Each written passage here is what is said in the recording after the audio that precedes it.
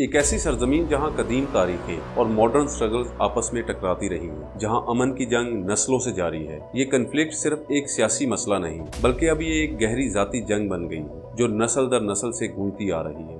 अमन मुज़ाकरात की बहुत सी कोशिशों के बावजूद सिचुएशन रिजॉल्व नहीं हो पा रही, जिस वजह से हजारों बेगुनाह फलस्तीनी अब भी मारे जा रहे हैं। और ये कोई ढकी छुपी बात नहीं कि अमेरिका की तरफ से अरबों डॉलर की सालाना मिलिट्री एड ने उसे एक ताकतवर फौज बनाने में मदद की, लेकिन हमास के खिलाफ जंग ने यह साबित किया कि इसराइल की फौज की बुनियाद अमेरिका की फौजी मदद के अलावा उसकी फौज और टेक कंपनीज के दरमियान कनेक्शन से मजबूत हुई, जिससे उसकी मिलिट्री और डिफेंस टेक्नोलॉजी ने अरब कंट्रीज के साथ तनाज़ात में उसकी सिक्योरिटी में अहम किरदार अदा किया, जिसमें वो इंटेलिजेंस इकट्ठा करने, air defence system, cyber capabilities और यहाँ तक के हमास के टारगेट्स को आइडेंटिफाई करने के लिए AI टेक्नोलॉजी का इस्तेमाल भी कर रहा है। तो इस वीडियो में आप देखेंगे कि 90 लाख की आबादी के एक छोटे से मुल्क ने कैसे पूरी अरब कंट्रीज के नाक में दम करके रखा हुआ है। हालिया वाक़यात को जानने से पहले मैं थोड़ा सा आपको इसकी हिस्ट्री बताता हूँ कि कैसे ये मुल्क बहुत से मजहबी और पॉलिटिकल वार का सेंटर बना। मजहब इंसानी तारीख का वो अहम पहलू है जिसकी शुरुआत ही इंसानी जिंदगी में स्टेबिलिटी लाने के लिए हुई। तमाम मजहब एक अच्छी जिंदगी गुजारने के अलग अलग तरीके बताते हैं, लेकिन कुछ लोग ज़ाती फायदे और ताकत को हासिल करने के लिए इनका गलत इस्तेमाल भी करते हैं। ऐसे ही एक कहानी है इसराइल की, जो दुनिया का सबसे कदीम मजहबी तनाज़ा है, जिस पर दुनिया की कई सारी डायनेस्टीज ने कब्जा किया, इसे उजाड़ा और फिर से आबाद किया। इसराइल का शहर यरूशलेम दुनिया की 3 अहम तरीन इब्राहिमी मजहब के लिए एक मुकद्दस शहर है। Prophet Ibrahim peace be upon him का जिक्र यहूदियों की हिब्रू बाइबल, मुसलमानों के कुरान और ईसाइयों की बाइबल में मिलता है। इब्राहिमी मजहब का मतलब वो मजहब है जिनका ताल्लुक प्रॉफिट इब्राहिम से किसी न किसी तरह जुड़ा हुआ हो। इस शहर में टेम्पल माउंट, मस्जिद अक्सा, डोम ऑफ द रॉक यानी सुनहरी गुंबद, मुकद्दस दीवार और एक चर्च ऑफ द होली सेपल्कर मौजूद है, जो इसे यहूदियत, ईसाइयत और इस्लाम के लिए जमीन पर सबसे मुकद्दस मुकामात में से एक बनाता है। और इन्हीं मुकद्दस मुकामात की वजह से ये जंग सदियों से चलती आ रही है। हिब्रू बाइबल में बुक ऑफ जेनेसिस में prophet Ibrahim peace be upon him ने खुदा के हुक्म से माउंट मोराया में अपने बेटे इसहाक की कुर्बानी की कोशिश की, जिस पर खुदा उनसे राजी हुआ। और यहूदी ये दावा करते हैं कि mount Moraya temple mount compound में मौजूद डोम ऑफ द रॉक के नीचे है, जिस वजह से ये यहूदियों के लिए इंपॉर्टेंट है। टेम्पल माउंट को फर्स्ट टेम्पल, हिकले सुलेमानी या हरमल शरीफ भी कहा जाता है, जिसे prophet Sulaiman peace be upon him ने 950 BC में आर्क ऑफ द कोवेनेंट को रखने के लिए बनाया था। और आर्क ऑफ द कोवेनेंट एक गोल्ड प्लेटेड वुडन चेस्ट या बॉक्स था जो खुदा ने प्रॉफिट मूसा को जबले सीना में दिया था, जिसमें खुदा के 10 अहकाम मौजूद थे। ईसाइयत में यरूशलेम इसलिए इंपॉर्टेंट है कि जीसस का क्रूसिफिक्शन इसी शहर में 30 AD में हुआ, और ईसाइयों में ये मानना भी है कि इस शहर में जीसस दोबारा वापस भी आएंगे। और टेम्पल माउंट से 2 किलोमीटर के फासले पर उनका चर्च ऑफ द होली सेपल्कर मौजूद है, जिसे पहली बार तकरीबन 336 AD में रोमन बादशाह कॉन्स्टेंटाइन द ग्रेट ने बनाया था। अगर आप रोमन एम्पायर के बारे में जानना चाहते हैं तो आप आई बटन पर क्लिक करके मेरी वीडियो देख सकते हैं, जहां मैंने डिटेल में रोमन एम्पायर की हिस्ट्री को कवर करने की कोशिश की है। इस्लाम में यरूशलेम जमीन में वो आखिरी जगह थी जहां prophet Muhammad peace be upon him बुराक नामी एक क्रीचर की मदद से रातों रात मदीना से यरूशलेम गए और यहीं से वो जन्नत की तरफ चले गए। वो जगह जहां prophet Muhammad peace be upon him जन्नत की तरफ गए वो टेम्पल माउंट कंपाउंड में है, जहां अब डोम ऑफ द रॉक और मस्जिद अक्सा मौजूद है। मस्जिद अक्सा और डोम ऑफ द रॉक मुसलमानों के लिए मदीना और मक्का के बाद तीसरी मुकद्दस जगह है। इसराइल का पूरा मुद्दा इसी मजहबी अहमियत के गिर्द घूमता है और हजारों सालों की तबाही के बाद टेम्पल माउंट में अब जो कुछ बचा उस पर ऑनरशिप को लेकर ये लड़ाई चलती आ रही है। ज्यूज का मानना है कि डोम ऑफ द रॉक उनका मुकद्दस मुकाम है, लेकिन मुसलमान उनके इस मुतालबे को तस्लीम नहीं करते और अपने अकायद से इस जमीन की मलकियत का दावा करते हैं।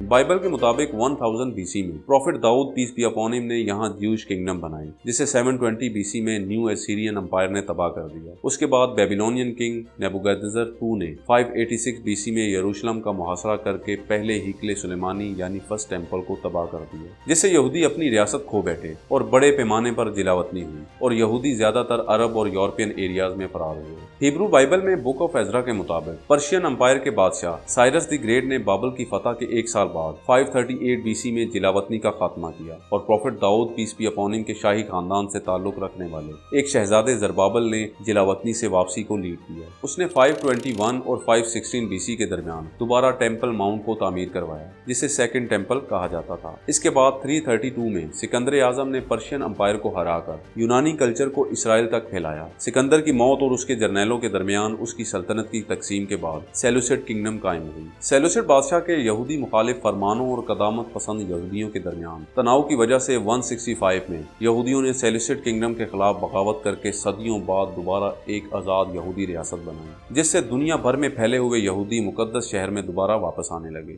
लेकिन 63 BC में रोमन जनरल पोम्पे ने इसराइल पर हमला करके इसे एक क्लाइंट स्टेट के तौर पर रोमन अंपायर में शामिल कर लिया। फतह के बाद रोमियों ने यरूशलेम को जलाकर सेकंड टेम्पल को दोबारा तबाह कर दिया। लेकिन यहूदियों का आज भी मानना है कि जब उनका मसीहा आएगा तो यहीं पर तीसरा और आखिरी टेम्पल बनाया जाएगा। इस बार फिर यहूदी आबादी रोमियों की तबाही से जबरी बेदखली के जरिए मुंतशिर हुई और रूमी सल्तनत के कंट्रोल की वजह से पहली सदी ईस्वी से 7वीं ईस्वी के दरमियान ईसाईयत इस इलाके में तेजी से फैली और आहिस्ता आहिस्ता यहाँ का मेन मजहब बन गई। क्योंकि कॉन्स्टेंटाइन द ग्रेट पहला रूमी बादशाह था जिसने ईसाई मजहब कबूल किया, जिसे इस खित्ते में ईसाईयत को फरोग का क्रेडिट भी दिया जाता है। 637 में इस इलाके का कंट्रोल बिल आखिर खलीफा उमर बिन खत्ताब की क़यादत में मुस्लिम अरब आर्मीज के हाथ में चला गया और रोमियों को इस मुकद्दस जमीन से बेदखल कर दिया गया। खलीफा उमर ने ही यहाँ मस्जिद अक्सा की तामीर शुरू की, जिसे खलीफा अब्दुल वलीद ने मुकम्मल किया। इसके बाद 691 में खलीफा अब्दुल मलिक ने टेम्पल माउंट का अगला इम्पोर्टेंट स्ट्रक्चर बनाया, जिसे डोम ऑफ द रॉक कहा जाता है।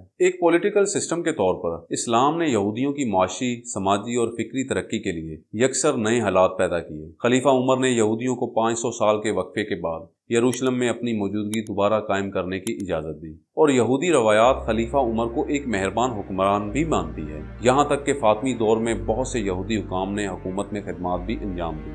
इसके बाद 1099 में ईसाइयों ने यसू की मौत का बदला लेने और चर्च ऑफ द होली सेपल्कर को हासिल करने के लिए यरूशलेम पर कब्जा करके उसे अपने कब्जे में ले लिया, जिसमें बेशुमार मुसलमानों और ख़ास तौर पर यहूदियों का कत्ले आम किया गया, क्योंकि उन्होंने इस जंग में मुसलमानों का साथ दिया था। ईसाइयों के कब्जे की एक सदी मुकम्मल होने के करीब 1187 में यरूशलेम दोबारा मुसलमानों ने सलाहुद्दीन अयूबी की सरबराही में अपने कब्जे में ले लिया। उसके बाद सदियों तक यहाँ मुसलमानों की हुकूमत रही, लेकिन यहूदियों को सदियों से रियासती सरपरस्ती में होने वाली कत्लो गारत और जुल्म सितम ने यह यकीन दिलाया कि उन्हें एक ऐसी आज़ाद यहूदी रियासत बनाने की ज़रूरत है जहाँ उनकी आबादी अक्सरियत पर मुश्तमिल और महफूज रह सके। इसलिए यूरोप में 1897 में एक यहूदी जर्नलिस्ट थियोडर हेर्जल की सरबराही में ज़ायनिज़्म तहरीक का आगाज किया गया, जिससे एक बड़ी तादाद यरूशलेम की तरफ हिजरत के लिए निकली। क्योंकि यरूशलेम पर यहूदियों का दावा इस कंसेप्ट पर मबनी है कि इस ज़मीन पर यहूदियों का तारीखी हक मुसलमानों से ज़्यादा है। ये तहरीक आहिस्ता आहिस्ता मजबूत होती गई,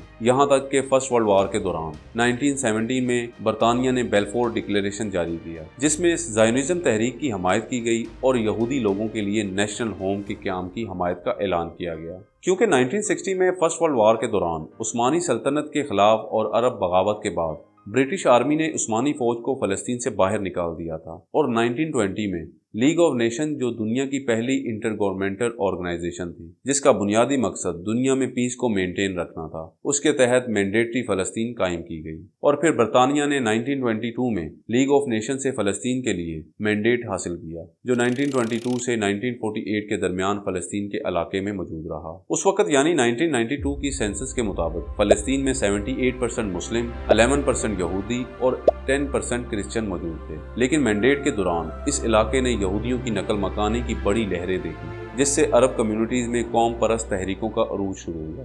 जैसा कि आप इस फ़लस्तीनी न्यूज़पेपर में देख सकते हैं, जिसमें ज़ायनिज़्म को एक क्रोकोडाइल के तौर पर दिखाया गया है, जिसकी हिफाजत एक ब्रिटिश ऑफिसर कर रहा है। क्योंकि यहाँ मुस्लिम कम्युनिटी उस वक्त ज़्यादा थी और वो यहूदियों की बढ़ती हुई इमिग्रेशन के मुखालिफ थे, इसलिए मुसलमानों ने ब्रिटिश कोलोनियलिज्म से आज़ादी, फ़लस्तीन में एक यहूदी रियासत बनाने के लिए, ज़ायनिज़्म की मुकम्मल हमायत के खात्मे और यहूदी इमिग्रेशन को रोकने के लिए ब्रिटिश एडमिनिस्ट्रेशन के खिलाफ 1936 से 39 तक एक बड़ी बगावत की। ये बगावत तो नाकाम रही और हजारों मुसलमान इसमें मारे भी गए, लेकिन बढ़ते हुए वायलेंस की वजह से इसका एक फायदा भी हुआ। बरतानवी हुकूमत ने यह तस्लीम किया कि उनको मुकामी आबादी की ख्वाहिशात और मफादात को मद्देनजर रखा जाना चाहिए था। इसलिए उसने आहिस्ता आहिस्ता यहूदी रियासत बनाने की हमायत के अपने असल ख्याल से पीछे हटना शुरू कर दिया और उसने इस क्राइसिस में 2 स्टेट सोल्यूशन या एक ऐसी अरब रियासत को बनाने के बारे में भी क्या सराहियां शुरू की जिसमें यहूदी माइनॉरिटी में हो। और बरतानिया ने इस पर वाइट पेपर ऑफ 1939 भी जारी किया, जिससे यहूदियों की इमिग्रेशन और जमीन की खरीदारी पर पाबंदी लगा दी गई थी, जिस पर यहूदियों ने बरतानिया के खिलाफ एक पैरामिलिट्री कैंपेन शुरू की।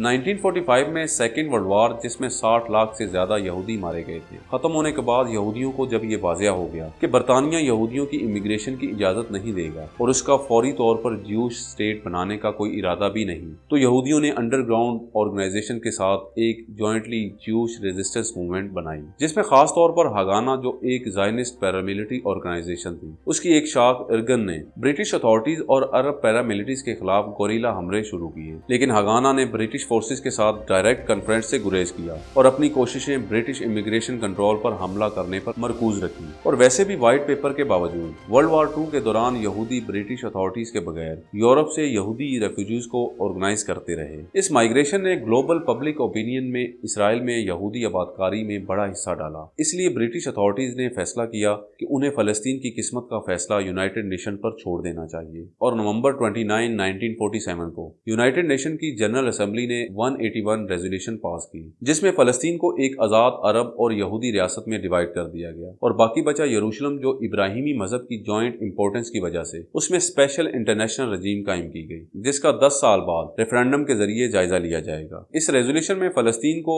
56.47% इसराइल, 42.88% फलस्तीन और 0.65% यरूशलेम में डिवाइड किया गया था। ज्यूश लीडरशिप ने इस फैसले को एक्सेप्ट किया, लेकिन अरब लीग और फलस्तीनी अरब लीडरशिप की तरफ से इसे रिजेक्ट कर दिया गया, क्योंकि इससे इसराइल की रियासत बनने वाले इलाकों में रहने वाले 85% फलस्तीनी मुस्लिम रेफ्यूजीज बन गए थे। इसलिए इस पार्टीशन प्लान पर इम्प्लीमेंट नहीं हो सका और इस प्लान की अनाउंसमेंट के एक दिन बाद सिविल वार शुरू हो गई। इस सिविल वार के दौरान अप्रैल 1948 में यहूदियों ने यहूदी रियासत बनाने के लिए मैंडेटरी फलस्तीन के शहरों और इलाकों को फतह करना शुरू किया और मई 14, 1948 को उन्होंने यहूदी रियासत के क़याम का ऐलान किया, जिसे अब स्टेट ऑफ इसराइल के नाम से जाना जाता है, और डेविड बेन गुरियोन उसके पहले प्राइम मिनिस्टर बने। अगली सुबह बरतानवी मैंडेट के खात्मे के बाद इजिप्ट, जॉर्डन, सीरिया और इराक की फौजें फलस्तीन में दाखिल हुई, जिसे पहली अरब इसराइल वार के नाम से जाना जाता है। लेकिन 10 महीनों की लड़ाई और जंग के इख्तिताम तक इसराइल ने उन तमाम इलाकों को अपने कंट्रोल में ले लिया जिसे यूनाइटेड नेशन ने यहूदी रियासत के लिए तजवीज़ किया था। यहाँ तक कि उसने यरूशलेम के मगरबी हिस्से पर भी कंट्रोल कर लिया। और जंग की शुरुआत के 3 माह बाद अरब लीग ने भी सितंबर